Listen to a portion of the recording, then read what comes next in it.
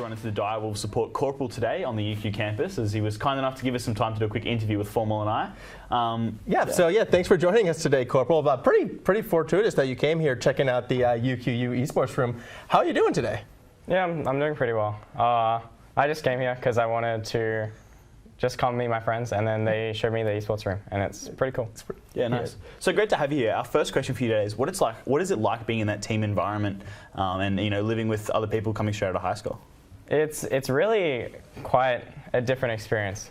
Like, you have to learn how to live independently and like learn all these things like laundry and cooking, which is like just really it's crazy stuff. And then with that, you have to like help your teammates like get better. You have to get better yourself, and it's like quite stressful, but I think it's worth it. It's like going to high school, but you only meet your friend group every day. Well, I feel like, laundry and cooking, that's not necessarily just a team environment. Isn't that just a life skill, really? Yeah, but like everyone has to contribite, Yeah, so of course.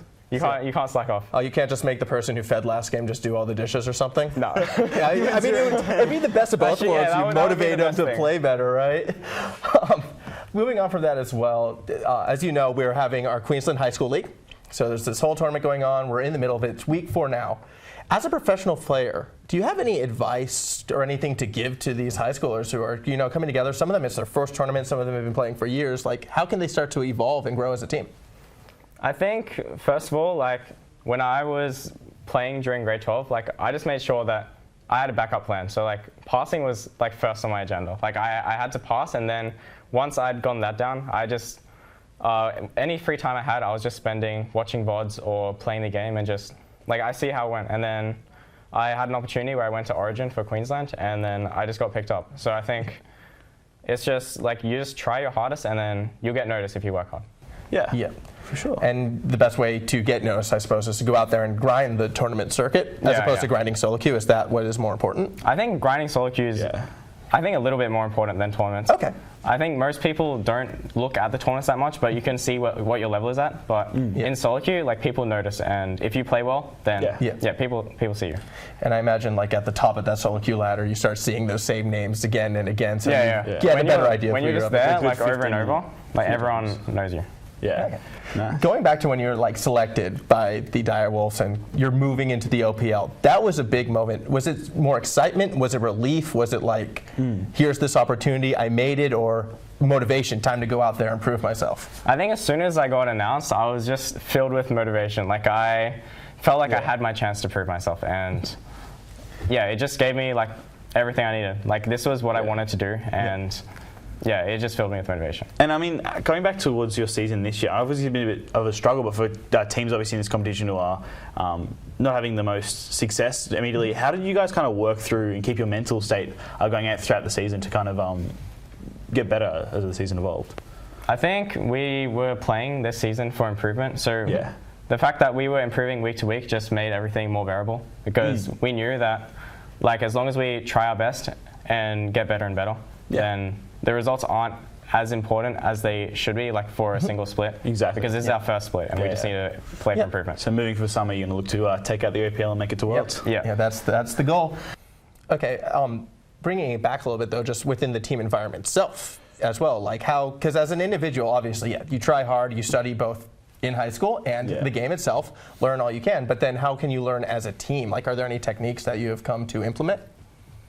I think as a team, you have to learn that people are just different to each other. Like, you have to solve all your differences, and I think most teams are held back when you aren't able to say what's on your mind. So I think a free, like, friendly environment is what you're aiming for. Well, again, I'd just like to thank Corporal for joining us on the desk today. And once again, we'll be cutting back to the studio just after this bit. Yeah, so thank you very much for those quick words of encouragement. Real quick, Maroochydore versus Craigsley. Any prediction, knowing probably nothing about these teams? Craigsley sounds better. Craigsley, all right, you heard it from Corporal. Pro opinion, Craigsley's going to be the favorites coming into this one. We'll be right back with you. Thank you. Thank you. There you go. Good stuff. In this week's Meta Recap, we're heading to Western Australia and Victoria. Let's get into it. First up in Victoria, we saw Melbourne High School Black versus Hunting Tower School. Hunting Tower's J4 jungle made an early dash to the bot lane, but was not able to lock down the MHS duo. This allowed Rek'Sai to invade, taking the enemy red buff and picking up first blood in the top lane. After some more successful ganks from the Void Borrower and a successful early Ocean Drake, Melbourne High School looked on track to take out the game. Hunting Tower held on, but a catch on Poppy and J4 in the mid lane meant Baron for MHS Black, closing out the game at the 28-minute mark. Also in the Victorian Open Division, the Australian International Academy came away with the win against one of the Yarra Valley teams in an intense back-and-forth game. Next, over to Western Australia, where Willetton Senior High Hibiki FC went up against Southern River College Blue. The action started quick, with first blood picked up by the Willetton bot duo of Thresh and Callista. They backed that up with a gank from Lee Sin soon after, picking up a double kill. Hibiki FC set about extending their lead, picking up an early Mountain Drake, but Southern River College responded at the 10-minute mark with Lissandra teleporting bot to shut down the 4-0 bot duo. A gold lead tug-of-war ensued, swinging back and forth between the two teams until J4 dove a little too far in the mid lane and WSHS punished. And although they grabbed a Baron and then lost it, they took a second and closed the game out in just over 37 minutes. Looking over the WA standings, WSHS Hibiki FC and UFCC LOL sit atop, tied for first with undefeated records. UFCC attained theirs in a hard-fought match against UF XD Lameo from Joseph Banks Secondary College. Thanks for tuning in to Week 3. You can find the full standings for all Meta High School esports regions at metahsc.gg under the leagues page. Hey there OPL fans, Super Week has come and gone, and with it, some of the best plays we've seen all split. So many in fact that we couldn't decide on a single one to showcase. This is the double banger with cheese.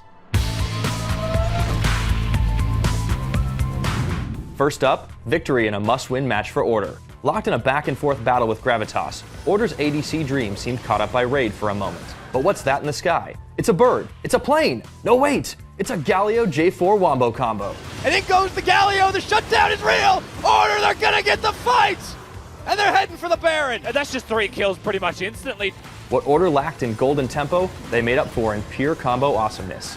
Taking the fight, then the Baron, and then the Nexus. In Order, triumph in their final game of the regular split. Next up, a play that made so many waves, NA had to issue a tsunami warning. In a surprisingly close bout with Legacy, Mammoth lost a hard contested Baron to a steal from Guts Rek'Sai. But in swoop triple and with the rest of the team at his back, the star Mammoth mid laner picked up the first pentakill of this year's OPL. Great is coming up with a kill. However, the losing members, it's triple, getting himself a triple and a quadra kill to close it out. And I said I would take the easy, and it's a pentakill for triple. What a team fight from Mammoth, and they will stream down mid lane and win this game. And that was our double banger. Don't forget to tune in this Thursday, 4 p.m. AEDT, as the McDonald's Gauntlet series kicks off.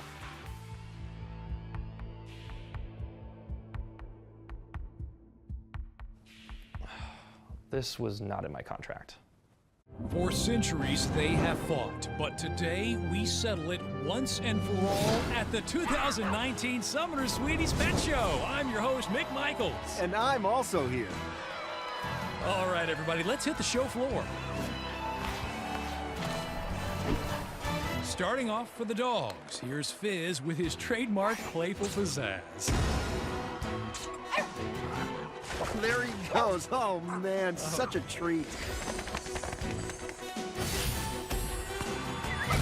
Stunning. The crowd is loving the dogs. You don't see that every day.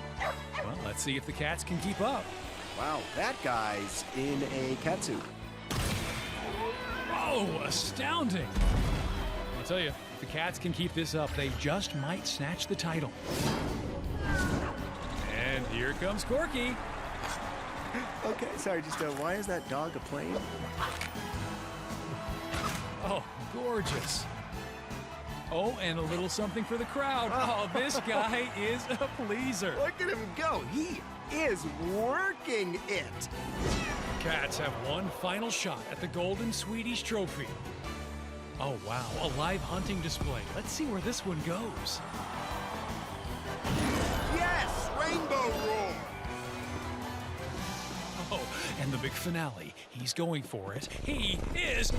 Oh, he fits, so he sits. The Let me tell you, the Cats and Dogs left it all on the show floor, and it's going to be tough, but only one side can win. Well, they're all winners if you ask me, man. Sure. And your 2019 Summoner Sweeties Pet Show champions are Bio-Whisker. Oh, hang on. There appears to be some commotion. No, it can't be. Tell my family I'm...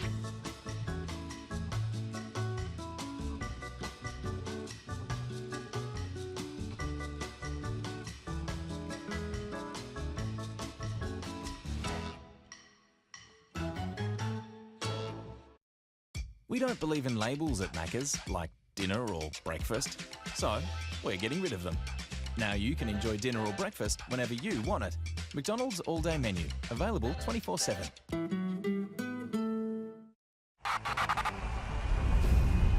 Shutdown! Lloyd's alive, he's burning up! Claire, that was beautiful! They needed a miracle, he gave them everything and more. But that's the double kill for the bait! Baby, they clean up!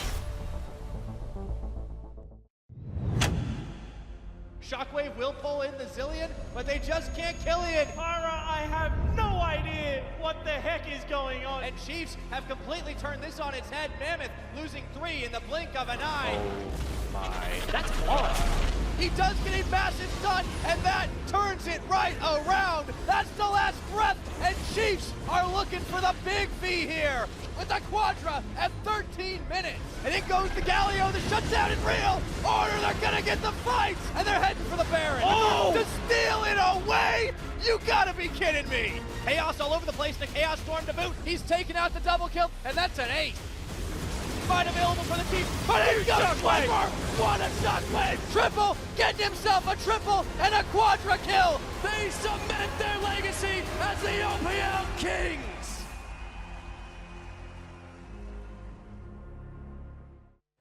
Hello and welcome, I just had to do it, to the OPL Gauntlet Day 1, of course brought to you by McDonald's. My name is Jake Spawn-Tiberi. Joining me is Bryce, E.G. and Paul, and I think this is the first time they've allowed us to have a two-shot since I stopped play-by-play casting, Bryce. I only had to hijack a hosting chair for it. A little bit of a reunion, you know? It is. I haven't seen you in a while. Yeah, it's been like a whole split of just hanging out with some other people sitting between us.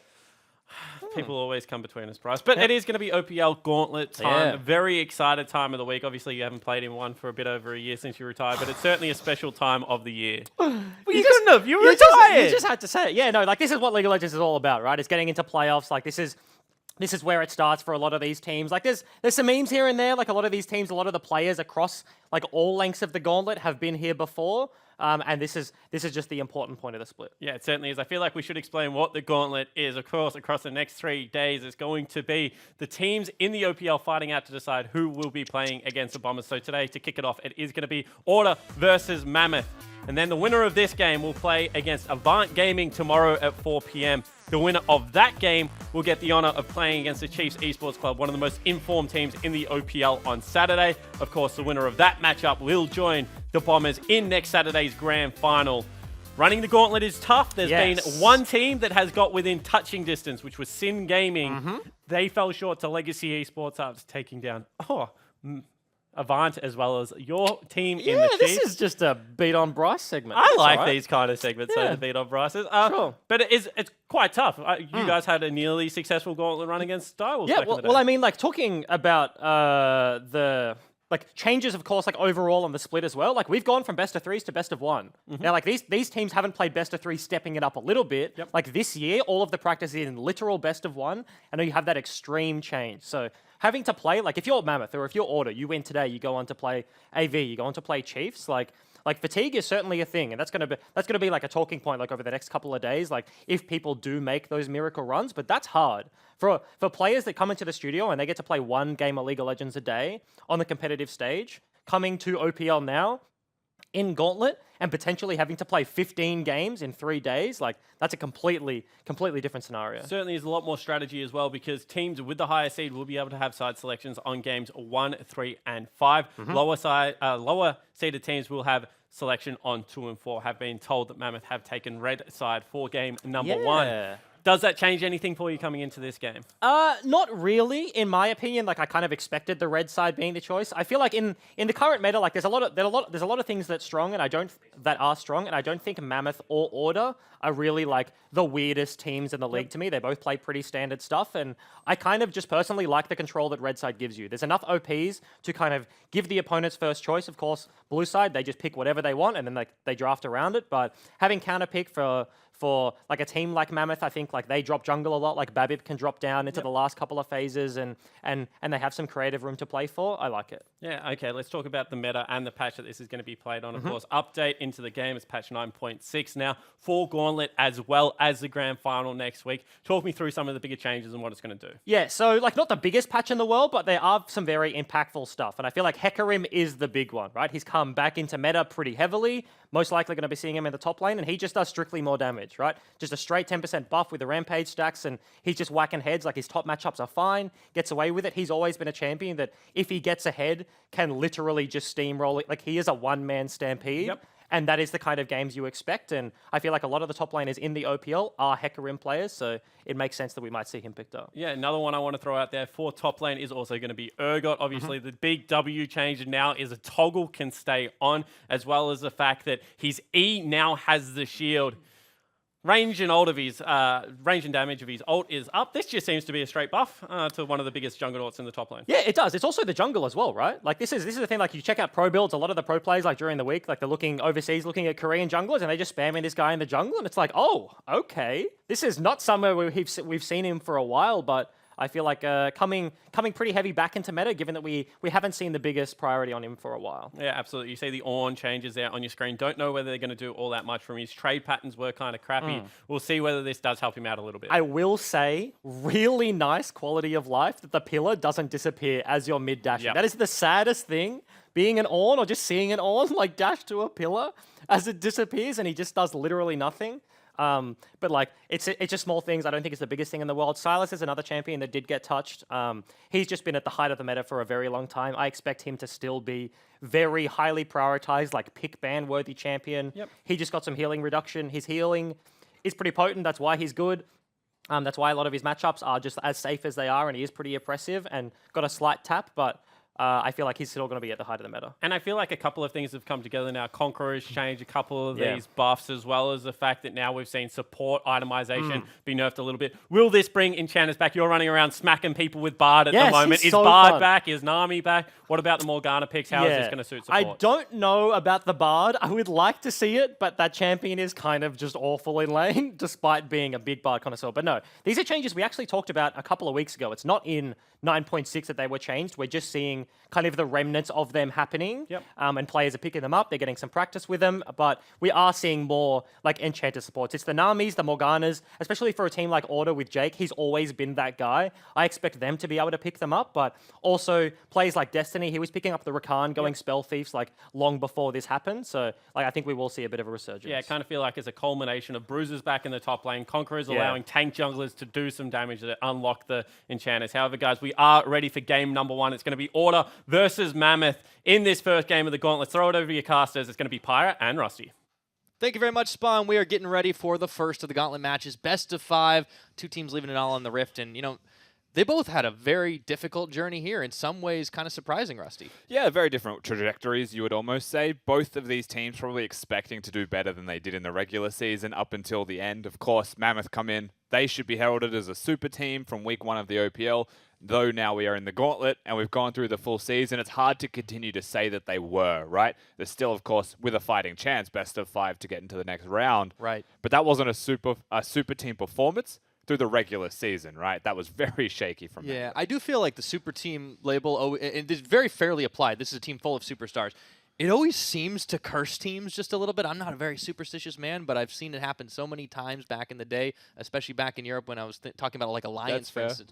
Vitality, those types of teams that happened to them early on. But on the other hand, Order, they had to fight tooth and nail to make it here. They had a little bit of help from the Chiefs at the end to make it all the way through, but they stand tall, and all you got to do now is win that best of 5 to make it in. We are in to the McDonald's champion selection. We've got Lucian banned away. The Hecarim follows through. That is the buffed Hecarim that has been making a few waves. Yeah, Lucian going to be taken away. Hecarim, something you will probably see through the entirety of the Gauntlet, not just in this particular best of 5 strong champion outright. Like you mentioned, the patch changes have made him a little bit overbearing, so they're going to get rid of that.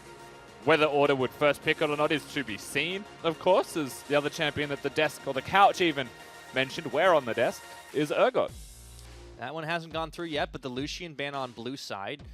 Interesting one as well. It has been a pretty big played champion for King of late. His most played being the Kaisa as well.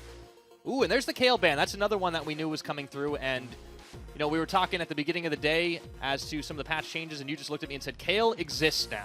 And that's all I needed to hear. Yeah, I think that Kayle is a champion that can be played on Summoner's Rift, so when I say she exists, that's pretty much simply what I mean. But I don't think that Kayle is a champion that just gets insta-locked, right? Like, you should probably look at what your opposing matchup is to be able to recognize that the champion is strong before you just go ahead and lock that one in. But there's been a full week of practice for both of these teams in very different environments. I'm certain they wouldn't play against each other in the lead up to this day of Gauntlet. Yeah. Do you think that different ideas with the Kayle ban, they just maybe feel like they don't want to deal with it in the game number 1 especially? Is that possible there? Absolutely, and it could just be taking something away from Tally that like Topu may not be comfortable against. It could just be something that simple, right? We need to speak about the champion that has slipped through the cracks here and Silas is a big made deal. It through. It is a pretty big deal, especially in the hands of Tally, a player that, you know, honestly has been a side-pushing terror, and Silas can do just that. Well, can also go mid and guaranteed mid lane priority for the first early stages of the game, regardless of the opponent. Now, one thing that we do know about Silas, that Order is playing Ryze into it. They like playing Ryze in general, however, and Tally's not going to get that one in this game. Mammoth, with no hesitation, lock in 2 of their champs. Yeah, so they might be going for that counter pickup, and the Jarvan locked in as well. It means Mammoth would get themselves a decent bit of lockdown already to try and set up for a couple of team fights, some side lane plays. Order back over to them. Yeah. Now, we have seen some buffs to Xayah on the W, a little bit of extra attack speed there. They go for the Lovers bot lane, Dream and Jake. Never one without the other, of course. Xayah and Rakan will be locked in. Now, they've seen the Jarvan, and they know the Ryze is there, and they've just revealed the entirety of their bot lane. They give Mammoth the possibility to pick one of them here, and we'll see the direction that they choose to go. Usually the Xayah Rakan can take out the likes of Galio being possible, but Alistar and Braum are both good into it. As Alistar is banned, Braum is the lock-in. So Braum picked up for Mammoth. They now have a pretty heavy smattering of CC as we enter ban phase 2. If you're Order, do you start targeting King's champion pool and try to ban out some of those stronger ADCs? Yeah, I think it's pretty easy to start looking towards that one. Maybe not the Vayne, but Vayne Braum is a very strong combo that can do a whole lot of damage, so you could consider that ban. But they're going to get rid of the Flex first of all. Ah, the Aurelia ban away. Cool. Aurelia, one of those champions that does do quite well into the Sylas. There's also a possibility that they say, you know what, Top Boon, you can't have Fiora if we want to put the Sylas top, and try and get rid of champions like that as well. Well, in game number 1, we'll see how it all goes down. I think Order have already demonstrated that when they have gotten their hands on the Sylas, it tends to fall into the hands of Tally. Swiffer, of course, is a pretty deep champion pool himself, so I would not be surprised to see a few more surprises come through there. Nocturne getting banned away, so it's really a focus on Spook's jungle, but he's another player with a deep champ pool. The bigger problem here is that Order have to show their hand. Mammoth will just lock in themselves an AD carry, so they'll have to show where that Sylas is going. It's not a true flex in that regard, right? It's something that just has to be revealed, so they'll be picking for their composition, you would expect, more than anything else. And one thing that you would have to consider here for Order, depending on the AD carry, of course, is that they may just want the Galio to have Rakan-Galio combo and deny that from Mammoth. They might just do. The Kaisa comes in, though. That's kind of the no-brainer for Mammoth. It is far and away the most played champion for King so far, so he'll be pretty comfortable on that champ. Order going to lock in the Scion picked up there. So is this the Sylas mid, or are we doing like a Scion mid kind of thing? Oh, wait a minute. Hold on a second, because the Urgot's locked. Now I know that this is a jungle pick now. Yeah, Urgot is a jungler. So for those of you at home that have seen the patch changes and you're like, wow, that just means that Urgot's a big carry champion in top lane. It's just going to get one hit or one-hit someone. Well, he can do it from the jungle now. So Urgot, this is a champion like the Hecarim that you can see in the ban list that you'll have to get used to seeing on Summoner's Rift, as it does seem to be a pretty prolific feature of a lot of drafts.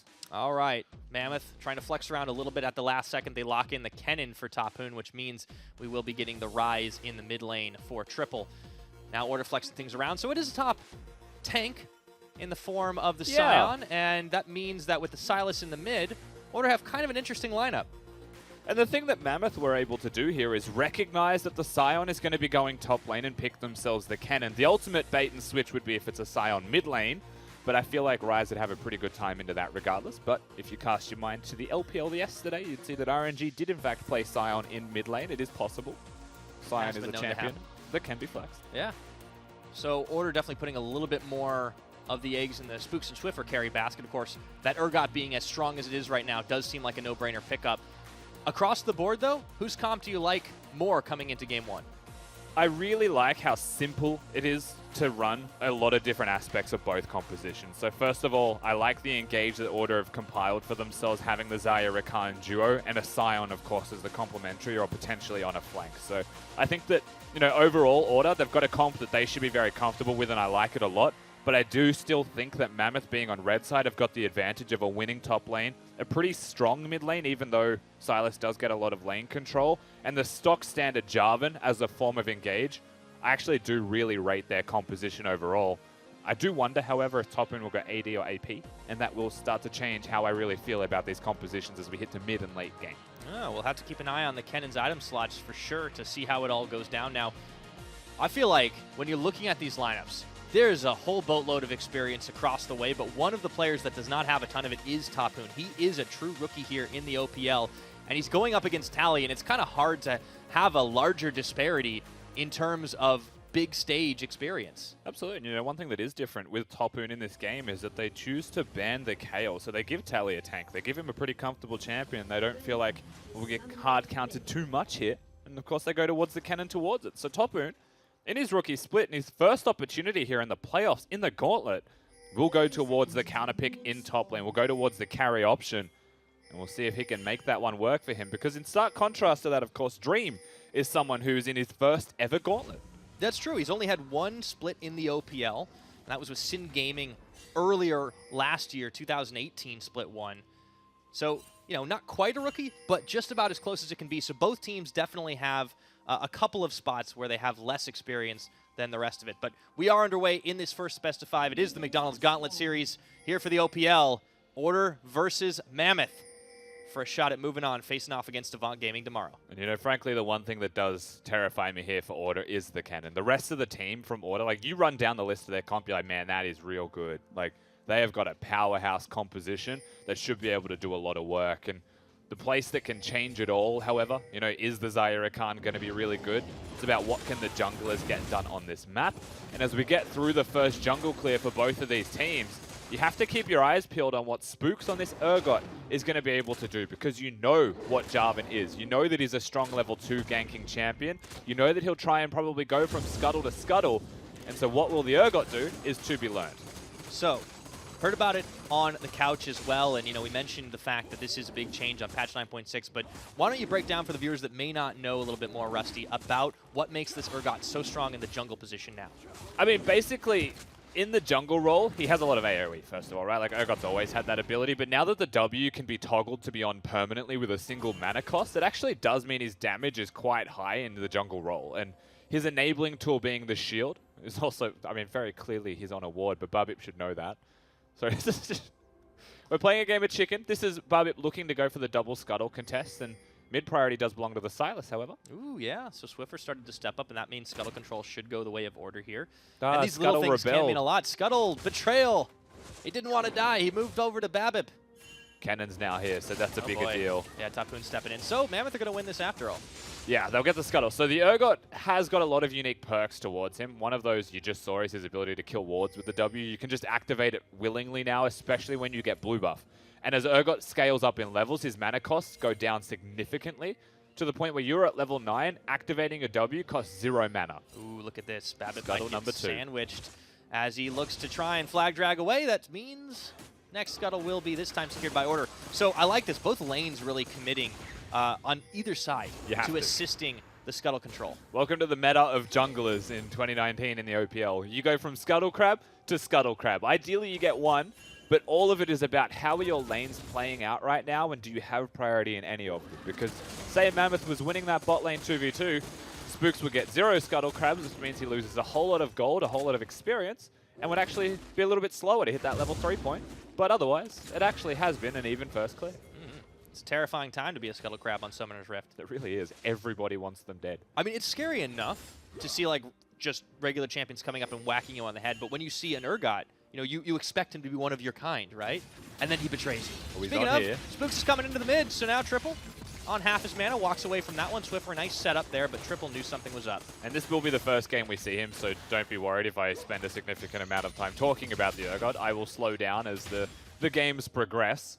He has to flash when he ganks, really. If you don't flash E someone, you're not going to be able to lock them down. So really is a flash-centric or flash-focused champion through the early game. But at level 6, you don't actually have to be in a lane. If they're able to win 1v1, you just stand in Fog of War and fire out your big cannon. It's a lot longer than it is now. Got 900 units of range increase, which is insane. Like, you're going full, like, Scorpion Mortal Kombat status. Yeah, it's unbelievably long range. So he can actually be in Fog of War and hit you from pretty ridiculous distances.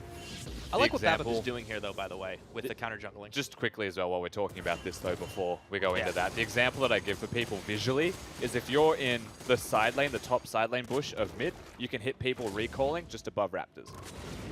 Like, that's how far it is. That's a pretty long chain. Yeah. Yeah. Anyways, yeah, counter jungling. Spook's going to find out that Babip stole away a little bit of his on the back. Not just counter jungling, though, Pyra. He is leaving camps with one alive. And that usually is a clear sign that he's gone in for a single counter jungle but doesn't want to look for them again. He wants to delay the clear of Spook. So hard farming for 6 on his own side of the map is a possibility. Denying that of his respective opponent may give them a window of opportunity to make a play. You know, it's kind of interesting the way that the composition shaked out, especially because all of like the new hotness champions that we were looking forward to seeing, the ones that didn't get banned away, did kind of fall into Order's hands more so. Sylas being a champion that kind of has been around anyways, but he's also a newer champ overall. Spook's now getting into the jungle, getting a couple of wards down. He did get spotted, but he goes over that one. Mammoth, on the other hand, I mean, you could have seen this composition in past weeks, but they're still very strong. Absolutely, and it's not that their comp is out of the meta either. It's more that, you know, there's a bunch of new things that have been added in that just adds further dynamics to the draft phase. And Mammoth said they want really nothing to do with those, and they choose to go towards a pretty stock standard for themselves. And where I'm more curious is how they go if they end up on blue side at all in this series. Because Order, they had to reveal a lot of things blind. That's true. They're also losing out in the early gold game right now. Mammoth just farming a little bit better in a couple of places. It's built them up about 500. So that's slim, but they do have an edge. Yeah, part of that will be a kleptomancy through top lane. Always true. So while it only looks like 4 to 5 CS between them, that really does add up to a gold amount. And yeah, you can see right that there. very much. That's almost the whole gold lead. Yep. And Holy mid lane crap. does have a slight CS advantage, even though Spooks had arrived around there once. Oh, mid lane is coming to it. There's the flash gang from the Urgot. They look for the J4, and Babip is going to get first blooded. Kill goes to Jake. Yeah, big play from Order, and it was over the wall as well. So confidence play coming out of Order, knowing exactly where he was. Sylas being able to move freely is the biggest component of that happening. Gets the kills, and it goes on to the support, unfortunately for them. You would rather it was on someone else, but you take those. Having a Spell Thieves mean he'll upgrade it super quick now. Hey, you know, Jake's got to be wearing a smile just like the Rakan in that portrait right there. Kill secured, gets both of his summoners, but he does manage to pick it up, even though they would have rather had it on one of the carries. So, Order equalizing on the gold. They get themselves a little more priority on the bottom, and that, you hate to see it. It's over. Yep, moral victory lost. No cannon creep. Feels bad, man. There's nothing more like mundane yet tilting than missing a cannon creep. It's the kind of thing that you really hope you didn't get caught on screen missing it. It feels like it's worse than like failing a flash. Oh, I would argue that it does not. I don't know, man. When I fail a flash, I'm like, but at least it's funny. Okay. When you miss a cannon creep, it's just sadness. No one wants that. It builds up over time if you miss more than one cannon as well. Maybe the difference there, you get 5 minutes to think about what you did with a flash, so you won't do it again. Yeah, unless you have Hex Flash, in which case you can just keep doing fun stuff. Yeah, you're cool with failing that one. Yeah, it's fine. You just burn the flash, you can set it up. So Mammoth actually finding with a priority. They're going to go ahead and start off on this first dragon. It is an ocean, so Order not likely to get into a position to try and fight over it anyways. But this is a good first clear for Mammoth. Yeah, just great utility. Using the time on the map where their opponents all chose to reset, get some prio in lanes, which is naturally going to happen, and then just sneak that one away super quickly. And an early Ocean Dragon at that will do wonders for them, sustaining, particularly for players like the Rise in mid, who want to be able to stack up their tier fast, as it enables him. Ooh. Babip face checking Spooks with the flag. He's able to do that. Another Scuttle being fought over. And meanwhile in the mid lane, actually, you could see that Swiffer had already stolen away Babip's ultimate and used it to lock Triple down for a minute. Good trade for the mid lane. He stole that one during the first kill onto Babip, so he was just able to use that one in mid. No doubt was getting close to its expiry time there on the Sylas ultimate. And that is honestly one of the ultimates that you want to be stealing in this game. There isn't a whole lot else. The cannon is definitely one. Jarvan and Braum are probably your two primaries. I was about to say, yeah, the Braum one is probably a fitting one. This is something we always have to talk about with Silas, is that, you know, what type of ult is he looking at? What is the economy that he can really find for himself? So, decent.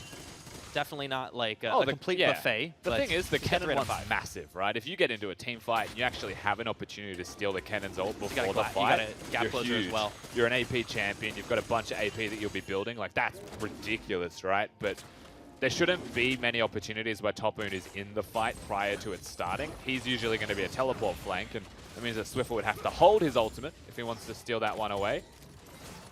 We'll get to examine that one more closely. Dream and Jake getting the pressure pushed down on the bottom side. This is going to be feeling pretty good for the two of them. Like, you look at the mid laners and the pedigree that they both come from. This is not just feeling good, Pyro. This is dive territory. Yeah, they're you can getting look set at up for Spooks on the map. Babip is here too, though, so we might be in for a 3v3. Yeah, the thing is, with how quickly Jake can go, there could just be an Urgot ultimate from behind him. They have enough damage to instantly lock it down. I think that's what Order is looking for here. All right, no flash on Spooks, but he is going to be coming up looking for river control. Half the health on King. No ward in the brush where the Urgot sits. Destiny, I think, hovering to try and ward that area. They know something's up. They know that they're at risk of being dove. They need to get the heal off from King before an ignite is there from Jake if he wants to survive that combo, but they choose not to yet. They're waiting for their Jarvan to show up, but that means turret plates free to take. Absolutely. So this is looking great for Order right now as they bring Spooks to the party to just try and take this one. Babip shows face, so that means that Order can't fully commit to it. But the game sense, knowing that something was going to happen here, this is what you expect from players the caliber of King and Destiny. These guys have been on some of the best teams the OPL has had to offer over the years, and they're a big part of why we consider Mammoth to be a super team. They're not going to give themselves up that easily. And you do have to talk about this. When you hit Gauntlet, play styles do tend to shift. People tend to want to slow down, you know, best of ones. Craziness can happen in the early stages of a game. But these teams, storied veterans, of course, of the league, Mammoth in particular are renowned for their ability as players to just be slow, be reserved, lose the minimum, and scale up once they get those items into some team fighting. And I feel like that's what we're seeing from them here. Just that slow-paced, methodical increase in gold to breakpoints when they start to scale. Now, Order played out a lot of their games early on in the split like that. Definitely had to change things up as they were finding themselves losing a fair bit more. But now you can see there's an answer out from Mammoth. While there was so much pressure put on the bottom side, Mammoth grabbed an opportunity to secure Rift Herald. Tally will put a ward down just outside of vision range to check this, but it's already been smited away, so Babbitt picks it up. And first tower has not fallen yet. It's very close in the bottom side, but Mammoth might just be able to steal away first brick. However, Swiffer going in on a Babbitt, steals his ultimate again, whips his chains around, and he dunks him inside of his own cage. Triple now coming in. Babbitt's got a flag and drag away, and he's in trouble. Yeah, that Urgot ultimate is always a present threat. Look at how respectful he has to be, and Spook's now hunting with the damage that Swiffer was just able to put down. This draft really does help in certain ways for Order, and you can see it there. Jarvan not having the best experience from his own ultimate. A little bit of a roughie for sure. Now, down to the bottom side, Dream was able to hold his own and only giving up one turret plate as Jake went on a roaming spree into the mid lane with Swiffer. Spooks now back into the Mammoth jungle, and it looks like they're queuing up to set the tower. First brick. This is going to be an easy secure here. It's a play for first brick 100%. Tally also going to ult his way back up to top lane for anyone wondering. He is not coming down here to hit this one home harder, even though Sion's ult does do damage to structures. But while this turret is inevitably going to go down, remember, Mammoth got Dragon, they got Herald, they have traded for an objective. It's just that those objectives aren't worth gold, and that gold is what is keeping Order even in this game. It certainly is right now, and that is why you see it just about dead on. Even with the Kleptomancy going the opposite side, that is a 1,000 gold lead in favor of Topoon, and that's what that can do for you, as well as a CS lead of about 12. It's not too bad. However, Tally does have some free time to start picking things up. He's not picked for the landing phase. He's, of course, going to be outranged by the Kennen. This is what Mammoth wanted. They wanted the counter pick for their rookie. He's just surviving top lane. That is his primary function. Spooks going to get sandwiched, but they didn't know that they were sandwiching him, so they turn on a Babbitt again, and he's forced to flash the wall, but over goes Jake. One more time, tag and Swiffer in. Going gold, and he might be caught on the opposite side. Stopwatch there, Babbitt below. However, the teleport soon to come in from Tally. Has to complete that one, can't cancel him anymore, but Babbitt gets out by the skin of his teeth. Yeah, being able to use the stopwatch there, Babbitt survives. Urgot ultimate used, Rakan ultimate used, and so was the Ignite, but he gets rid of the fear beyond death. He survives. However, Order, they take the fight. The timing is just before the Dragon is the primary focus here. So we'll be able to get that for free. Yeah, it's a smart timing. Even though they couldn't get the kill, you have to think that this is going to make them pretty happy in playing the Siege game. What Order have been doing well so far, the item spikes starting to come through for the Order side. You look at it right now. Dream currently sitting on his first pickup as well as his upgraded boots. The Silas on the Hextech Revolver. I can't rest feeling comfortable, though, if I'm Order at this current moment. Like, you've got some good moments. This has been a very confident and strong start to the game. But Mammoth have been answering at every turn pretty successfully. And keeping that close, having the gold advantage that your top lane it does have can mean a big deal. And if the gold is on Dream, which it is, you have to look at what he is capable of doing in these forthcoming fights. They're going to try to take the fight. Looks like it's on to Triple. He's flashed away again. But every time they do manage to secure summoners, let's see if they can make a second attempt at it. Here comes Tally flashing forward. And there go the feathers flying. Triple trying to get out of there, but he cannot as he's shut down by Dream. Big gold into his pocket. Now they look for an answering tower in the mid. Babip and Destiny take one look at that and decide, nope. Yeah, Babip definitely not in a position to feel comfortable there at all. Has forced out of the area. And so the mid lane turret drops at the same time as Mammoth are looking to take the top lane turret with the Herald. Constant trades here, but Order honestly playing very well at the moment, forcing their opponents into bad situations as they are the ones making the better trades almost every time. Solid proactivity from Order, absolutely. Mammoth did find something for their troubles. The Rift Herald was well used. It looked like maybe they were going to get a second charge out of it, but Swiffer did get there to defend it, so while Mammoth have opened up some control on the top side, that doesn't matter as much since we're still 5 minutes away from the Baron spawning anyways. Yeah, and the mid lane outer turret being gone is a very big deal for Order. The vision that they can place now goes slightly more forwards. They should just be in a pretty comfortable spot on the map right now. Getting those item breakpoints are just around the corner for someone like Swiffer, whereas everybody else does have their first items complete. So they're actually pretty fighting ready here, you would say. The Order roster is. You look at their respective opponents, there are some items across the board. The Ceres wants to be stacked up as fast as possible, and Jarvan has gone towards the Cinderhulk build. So looks like he's going to go Cinderhulk into a Gargoyle Stoneplate, and it's just going to be a primary tank for the team on this pick. Yeah, why not? You know, they've already got the Engage pre-built in, and they're going to be relying a lot more on the likes of King and Triple's damage coming through here. Tapoon setting up big plays. There's just so much mid-range damage that I really don't know who could win a team fight. I don't think it's fair to say in any world that, like, in a vacuum, Team A is better than Team B, when there are so many threats at equal ranges to kill one another. You know, if Xayah steps up, Ryze can just press W locked in place, you know, may get one bursted. But Silas can do the same thing with his chains if the Kai'Sa steps too far, so can Urgot's damage, even Sion Q. We are going to be fighting so close to each other that it's all about the execution. Coming down to the big skill matchup and big stakes as well. Especially for these teams and the players that are on them, right? Like, you look at all the non-rookies, which, you know, 8 out of 10 players have played in Gauntlets in the past, and really hardly any of them have ever placed lower than like a 3rd or 4th place finish in the OPL. And you're talking veterans that have been around since the OPL began, and sometimes before it.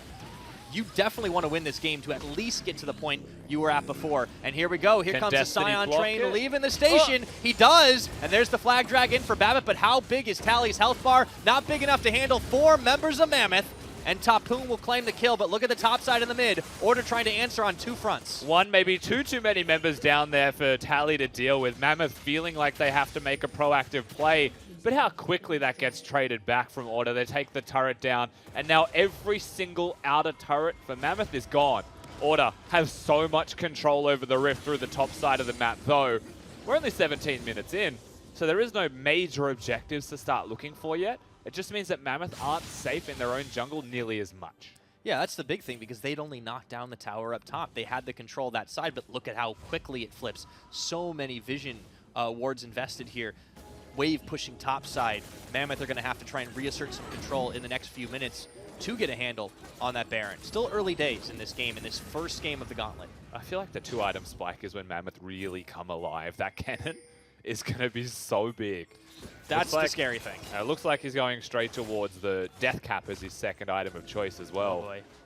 Though he does have an Amp Tome that could become anything. I would expect that's Fiendish Codex into Zonias, but we will see. Yeah, a lot of roaming around. Hey, there's going to be another dragon spawning that's an Infernal pretty soon here, so that is going to be prime real estate for fighting. Babbitt flag drags away. Dangerous position to be in, but, you know, he's safe enough when he has the combo, and here comes Tapoon around the side. Order don't see him. Here he comes, a zoom in, going for the 3-man stun, but do they have the damage to follow up? Order turning around again. They'll lose Tally, but that is a worthwhile trade, taking out Tapoon and Babbitt. And Order, they just had the number clean in house, looking for King. Destiny's out of there, but they will be able to get 4. Swiffer going through to clear up. And Order just wiped the floor with Mammoth, 4 people dead. Dragon is going to be secured as well. It's the fight before the objective.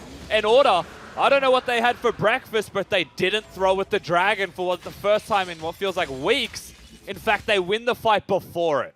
And critically, the carries stack the kills. Look at Dream, look at Swiffer picking up a couple for themselves. That was just great front-to-back fighting. And Tapoon does get the flank off. That's the thing. They have gone so hard on the start of this fight, Mammoth, that it almost looked good for them until Tapoon goes down. And then the turnaround is just so easily achieved here. You know, the strength of a Scion after death, going back with the re-engage of a Silas. It's waiting for cooldowns here for Order. As Mammoth, they used all of their cooldowns in one big hit, and they didn't get the kills. You talked about the 2-item spike, and that's the problem. Mammoth commit to it before they get the items in their pockets. And as you can see, Order get the spoils. They pick up another critical Dragon on top of the gold lead, which is starting to move in their favor bit by bit, inch by inch, and they have the 2-item spike first. Yeah, I do think that if Mammoth were able to be more patient, wait for those items, things could have been slightly different. If it was a death cap done by Tapoon, you would expect the damage, you know, to be so much more coupled with the Jarvan. But like you mentioned, they go before it. I feel like that was being too hard pressed by the objective itself. Not willing to let it go can actually be a pretty big detriment. That's true. Sometimes you lose a lot more than simply the Dragon for it, as they found out. And Mammoth are a team that we know that emotional momentum is a big driver for them. When they were getting into the losing streak, when they were, you know, just not feeling great about their gameplay, this is a team full of superstar players, but if they're not on their A game, then things can start to look very different. They've said it themselves. They are an emotional team. Best of series is something that, while they are experienced players and they are used to, their emotions have been running high or split in just best of ones. Order playing calm, cool, and collected by comparison. 21 minutes on the clock right now. With all the outer towers felled, they're going to be moving towards the inners. Pretty easy take here on top of having the Earth Dragon. They knocked down another one, and look at the river and the jungle full of Order wards. They have full vision. We are going to start to hit a point in the game, however, Mammoth want to try and get a 1-3-1 on. And that is not something that should be a surprise to Order by any means. And you know, strategically, Mammoth have a pretty decent 1-3-1 type of comp, simply because, of course, Babip has gone towards the tanky build. But with how far behind they really do feel when you compare AD carries, I'm not sure it's the safest option for them, though I think it'll be their best bet overall, as Swiffer, of course, being Silas, having the teleport, very easily able to match. And now he's got a Realm Warp to top it off, too, so he can get mobile around the map, and that's one of the things that this Order comp can do well. For Mammoth's side, it does seem like they're going to want to try and change tack just a little bit to throw Order off kilter in this game one if they can. There's still a lot of potential going through. I mean, Tapoon is going to be a beefy boy. He's now got the 2 items available to him. I think you give King a late game, and the man can definitely carry. For what it's worth, like right now, there are 2 damage items apiece for both AD carries. There's a Hex Drinker and a Stopwatch as extras for Dream, but those aren't pure, like, full AD items. They're about survivability, and if you catch Dream out of position, maybe he still dies before he can utilize them effectively. At this stage, King, and this is, I'm going to say this is very much a Chinese mentality that I'm telling you right now because, you know, I'm from the OPL originally. They would still probably look to take the fight at the 2-item spike if they were King, because he deals as much damage as his opponent, and then he'll just try and outplay. That's fair, and you know, sometimes you got to trust that you can get the outplay. We talked about how these fights were going to all come down to execution. Well, you might not be able to stack the item deck in your favor, but you can certainly outplay the opposition. And Mammoth are getting things on the side lanes. They do manage to find that outer turret on the bottom, finally polish it off, and extra gold into the pocket of Triple. I have a feeling that's a righteous glory for Tally as well, if he's just Alfred spooks away from a Scuttle Crab. Oh boy. So that's going to be a speedy Scion. Yeah, could be a super big purchase. He must be getting close in gold. Regardless, his opponent has got 2 completed items and a incredibly high CSD. Oh, they're going to look for Babip here, getting the stun, the combo, the wombo. Here comes Tapoon around the side to try and turn it on in Order. They might have bitten off a little more than they could chew here as Swiffer looks to come in around the side, join his team again. Jake getting a huge charm on everybody from the Mammoth side while Triple's locked up. Flashes into the pit. Everybody's going ham behind Baron Nashor, and King's going to get taken out in the end. Order are the ones that end up getting more for their trouble. There they get the shutdown, but Topoon always getting very close to death. He's going to go as well. 4 people at Baron Pyro. They should just start it. Absolutely. Order going to be able to clean up on this one. There's still a smite to contend with in the form of Babbitt, but if he gets a steal off, that'd be one hell of a miracle here, Rusty. And Jake playing out of his mind this game right now. The Rakan has been huge for him. Zaya Rakan's such a prolific duo, and they're getting all the work done. Babbitt, he knows that they see him. He sees the health now with the flag, but he's going to die. And Swiffer's not giving him an opportunity. Jake's even going to come in there to try and stop the flag drag. Jake picks up another kill, and this Baron will be secured by Order. Smited down by the Urgot of Spooks, and Order in a solid lead. They've blown it open to 4,000 gold between these teams. At the first moment here, I really am not sure with the communication here from Mammoth. Babbitt just flag dragged out as Topoon went forwards, but it still almost looked great until Jake hit 4 people with his ult. With the combo there from Order, they're able to wipe the floor. Once again, it's about waiting for the timings on your spells to be back up and available to make those plays, and that's what they execute on here. Meanwhile, Mammoth, they go forwards while someone else is going backwards. Topoon proto belt into the Baron Pit wall, thinking he would deal damage over it, but the belt doesn't go over walls. A little bit disconnected once again. Yeah, it's game 1. There's plenty of time to recover, but Mammoth right now just aren't playing with the same level of team coherence that we were expecting from them, given the placement that they ended up in. Order are the lower seed. They were the ones that kind of squeaked into the Gauntlet, but they're playing much more together right now. Calm, cool, collected, and great target prioritization. And the draft is unbelievable when ahead. Like, just plain and simple, if a tank's ahead, you know, they've got the dedicated tank of a Scion. He's a big deal. Zaya Rakan went ahead. Their engage is phenomenal. Silas just deathballed us. Silas is Silas. And Urgot simply needs to exist to press R, and his threat is enough already, let alone the damage that he is seriously putting out. Yeah, there's a slice of maelstrom stolen by Swiffer, and he can threaten with that constantly. Inhibitor's going to fall here. 25 minutes and 45 seconds. That's the first one of the game. Order still creeping this gold lead up, now 5,000 in their favor. Mammoth choose not to fight just yet. They'll let the inhibitor go, they'll concede it.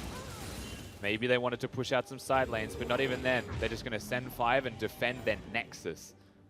Next inhibitor may be the point that they actually choose to draw that line in the sand. Look at those shotguns. Oh boy.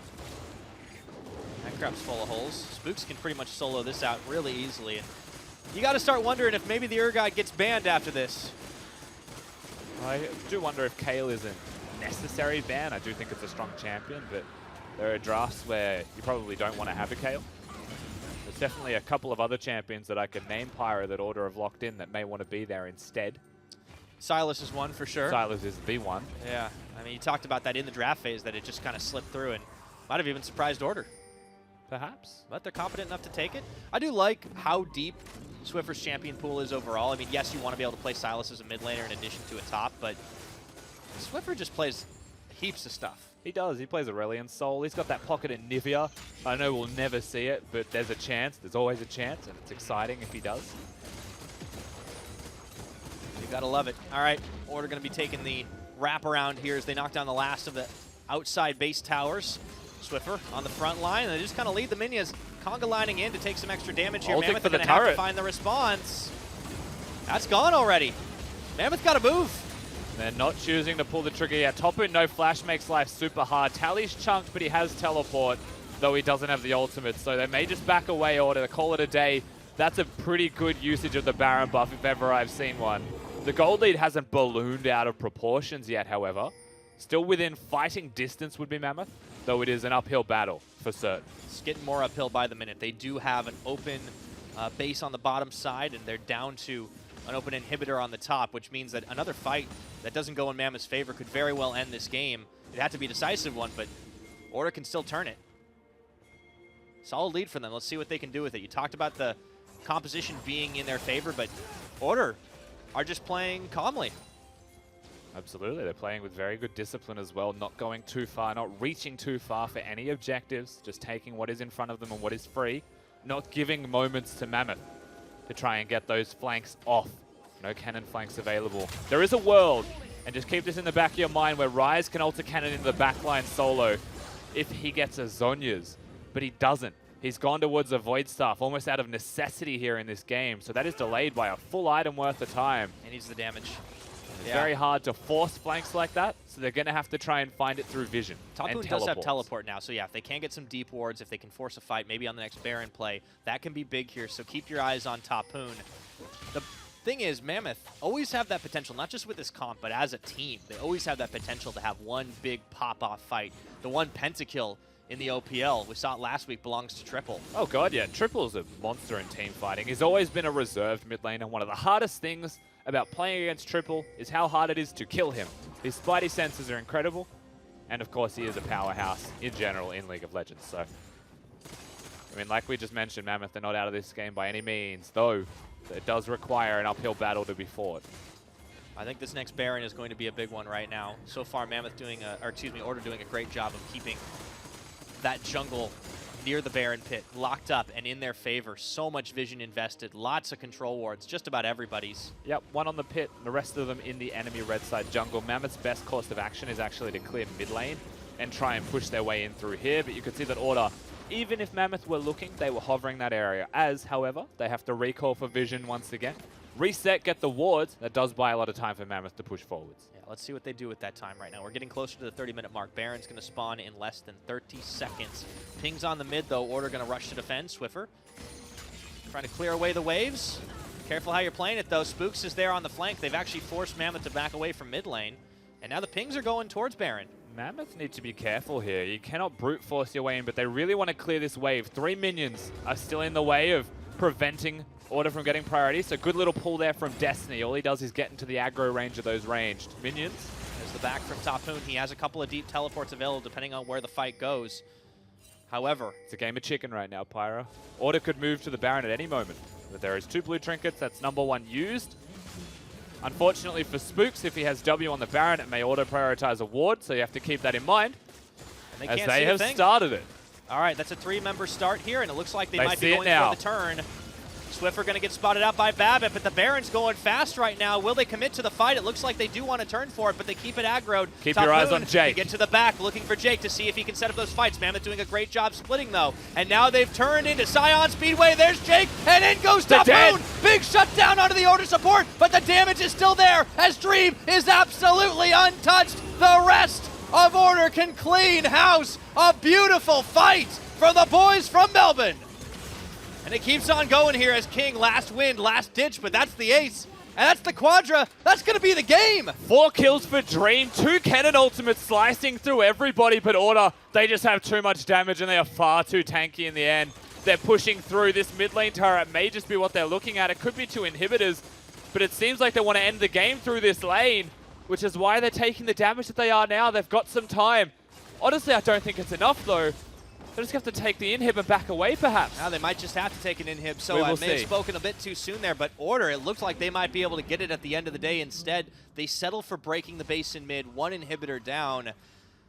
And man, that was a tense moment. And it looks good for Mammoth once again. Jake doesn't get the engage off because Braum cancels him, Destiny cancels him. But with double the cannon ultimates flying through, everybody gets chunked down. But that's enough for Spooks to get his ultimate off. The Fear Beyond Death connects, and then they just look for the rest of the team fight. Triple, he flashes towards the rest of his team. Never mind. You don't get to see the rest of it. Nah. We're back in the game. No, we're right back in it. It just feels like every time Order get the better team fight. Just a little bit, but just enough. And this is why we're sitting here with a 6,000 gold advantage to Order. It's still, and I feel like a broken record, it's still, Mammoth can turn a fight, but right now, here's the sniff for it. Tally finding Destiny, chunking him down, forces the Braum ultimate out, but Order just do not care at all. They're going to try to isolate the team, but Tapoon goes to the back. They turn for him. That's a big set of stuns on as he pops the Zanya's Hourglass. And he's going to get taken out by Dream, but do Mammoth have enough to fight for it? Swiffer getting the dunk on before he gets dunked himself, and Triple locked up inside the pit, and it's just shooting fish in a barrel. If you are Order right now, looking to take out King, chasing him away, and it's Destiny that will be the last to live to tell the tale of how Mammoth are getting smacked upside the head by Order. This is going to be GG. Yeah, this will be game. There's nothing that Destiny can do this time. Order going to run it straight down the middle lane they prepared earlier. And they're going to start this best of 5 off with a convincing victory. What an absolute banger from Order right here. Kicking it off with a win. The lower seed stepping up and taking down Mammoth in controlled fashion in game 1. what a showing from the boys from Melbourne. Coming into the best of fives, they've had a very shaky season in the OPL, but that is not a shaky start. And remember, their Week 10 looked pretty good. For their last day of the Week 10, I thought that was the order that we wanted to see all season. Yeah. But there they show in game number 1 against Mammoth. Now, granted, they had a very good draft as well, but they still played the game incredible. That they did. Big credit to the coaching staff for making that all happen. And I do think Mammoth are going to want to review that and see what they let slip through the cracks. The likes of the Silas was a pretty huge thing. The Urgot also securing kills. It seemed like whoever got that first kill was probably going to take the fight a lot of the times. And because of the fact that Order had so many cleanup tools, it just turned into a hunt. Well, it became a battle of, like, can Mammoth get a flank versus can Order just engage? Jake proved a little bit too strong as well on being able to hard engage Rakan, one of those champions that's exceptionally able to do something like that. But the Silas definitely shouldn't be there. And you have to consider through all of this, Pyra, Mammoth chose red side, and they gave the Silas up. So very clearly they wanted to put the Rise against it, match it around the Rift.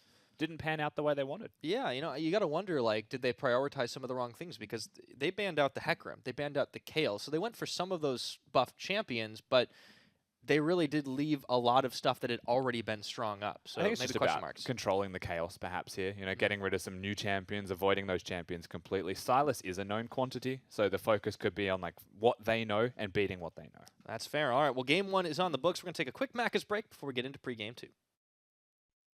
We don't believe in labels at Macca's, like dinner or breakfast.